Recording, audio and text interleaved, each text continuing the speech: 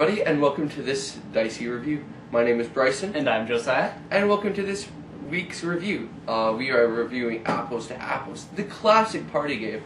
It's a party game for 4 to 10 people and recommended for 12 plus, which can make sense because there are cards that people under that age or even above that age just won't understand, but I'm sure you can just take them out. Yeah, so basically the concept is that you have a handful of red cards, which are just various people, places, things, and then there's a stack of green cards in the middle of the circle of people who are playing, and you flip over the top green card and it will have a descriptive word. In this case it says phony. And so you have a handful of cards, and Bryson's got a whole bunch here. Choir boys, watermelons, a locker room, money, scene of a crime, China, Supreme Court, Strawberry Shortcake, and Hiroshima 1945. There you go. And so you want to put down a card that you think is phony. Or you think that the person you're... Because every turn you have one person in the group is deciding which card you picked was best. Or everyone else picked was best.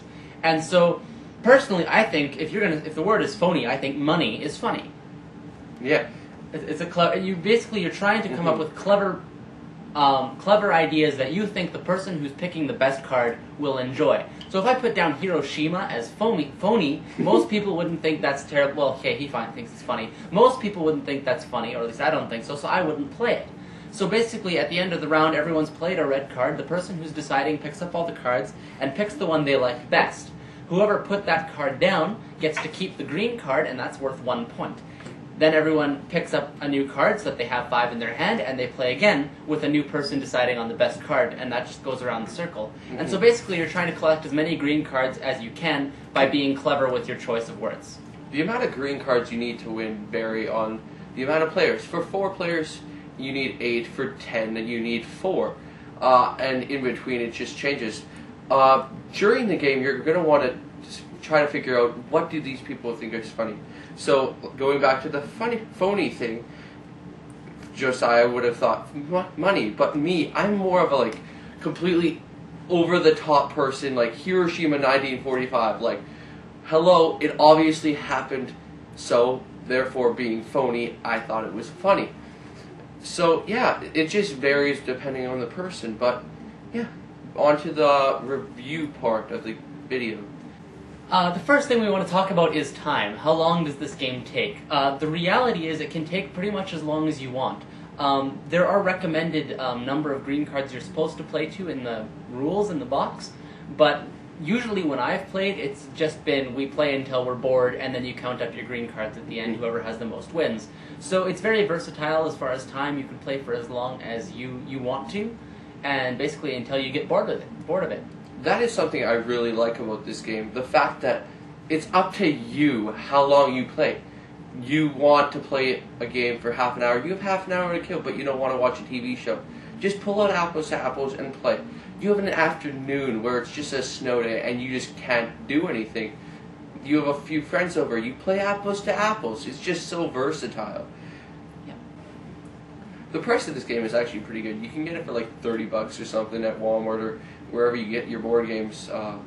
So it's actually pretty good in that case. But there are a bunch of expansion packs which you can get. I believe there's 4 actual expansion packs that just add like a few hundred cards each.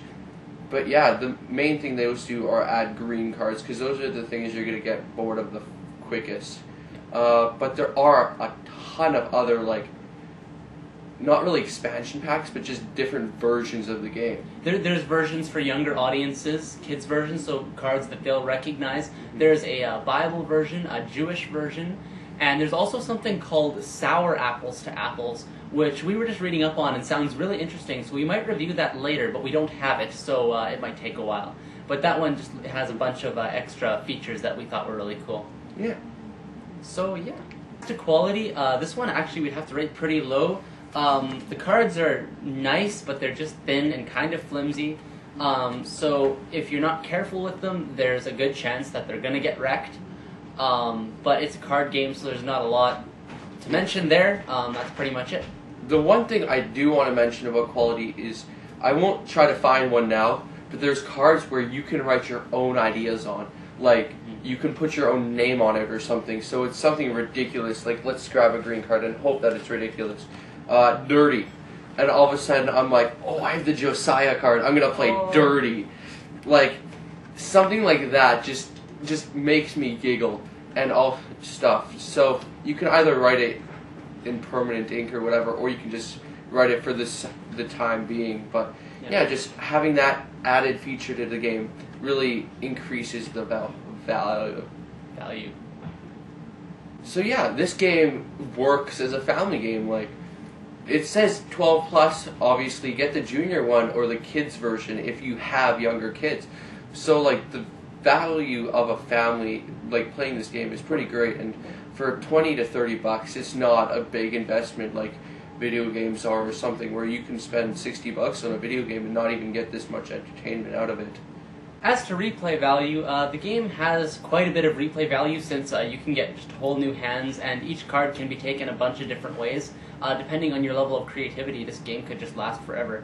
But if you do feel that the cards are getting stale and that you've just seen the same cards over and over again, like we said, there are 4 extra expansion packs that add close to 300 cards each. And so it has a lot of replay value if you're willing to spend an extra, I think it's $15 per expansion pack. So yeah, there's lots of replay value here. So overall, I'd probably give it about a 6 to a 6.5. That it really, really depends on the crowd you're with. That if you can understand them, and if people just want to take it in a funny way, like if you always go straight for the serious thing, for like this dirty card, if you just went mud or something every time, and everyone always did that, it doesn't have that hilarious nature that this game is supposed to have. Personally, I actually give this game a 4. I really don't enjoy it, mainly because I feel it depends far too much on the people you're with, and it doesn't have enough independent entertainment value. If you're with a good crowd and people are having fun with it, then yeah, it can be fun, but it's really not fun if people just aren't taking it as a joke, or especially if you're just with a group of people who have a very different sense of humor from you. Then you just feel kind of on the outside, and your cards never get picked even though you thought they were funny.